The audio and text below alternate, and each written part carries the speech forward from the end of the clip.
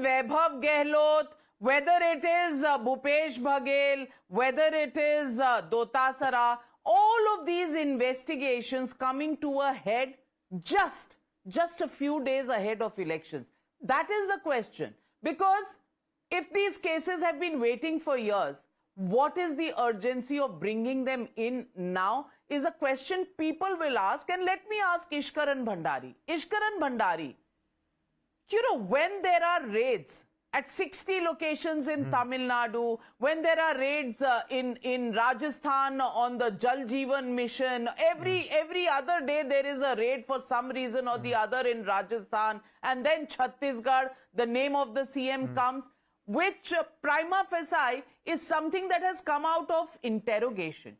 I'm just asking, is there a desperation, is there a desperate hurry in putting out these names?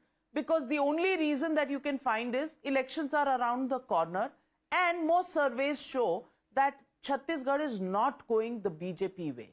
Or is it the regular standard response? Okay, investigation hai, law will take its own course.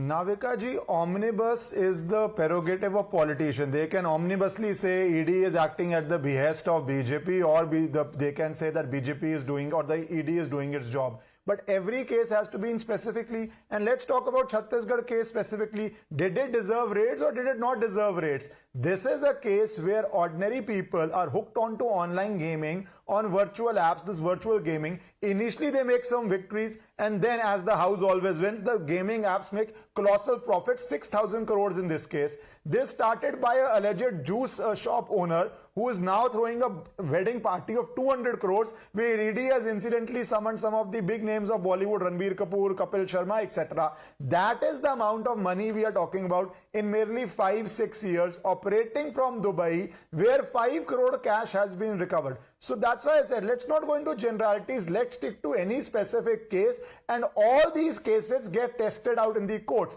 One of the most strongest allegations were in AAP liquor policy, where AAP's entire social media team went after ED, gave certificates, wanted to give Bharat Ratans, but no less than the Supreme Court confirmed that 338 crores is a trail which is tentatively established. So that specific case also, there is enough documentation, Supreme Court case. Coming to Rajasthan and the raids there, I think 15 or 16 times the papers got leaked. If the bhavishya of the students is being destroyed, would it not have raids? So let us not go into omnibus. Let us stick on every specific case, because every case is being tested in court, and every case is finding, or overwhelmingly 75, 80, maybe 90% cases are finding acceptance in the court in the initial stage of bail. One last point I would like to address, the conviction rate. The duty of ED, frankly, is as soon as the charge sheet gets filed. After that, the court process takes over. Like Manish Sisodia case, the ED believes, and ED argued, that lot of delay has been caused by Manish Sisodia. Lot of times the accused causes a delay. That is a judicial process, not in the hands of ED. The real test, and it's a neutral test, is how many times the ED files a charge sheet, and when it reaches conviction, does it get conviction, does it get acquittal? Right now it gets conviction in 96%, though it's a low number, but it has filed charge sheet in most of these cases. So that is the numbers we have to see. And the only last thing I would say here is, India will have elections, 10 elections a year. So anytime you do any action, it is always election is on, election is on. The real test lies, are the courts giving relief? And the short answer is no. Overwhelmingly, the courts are finding enough evidence to keep people in jail.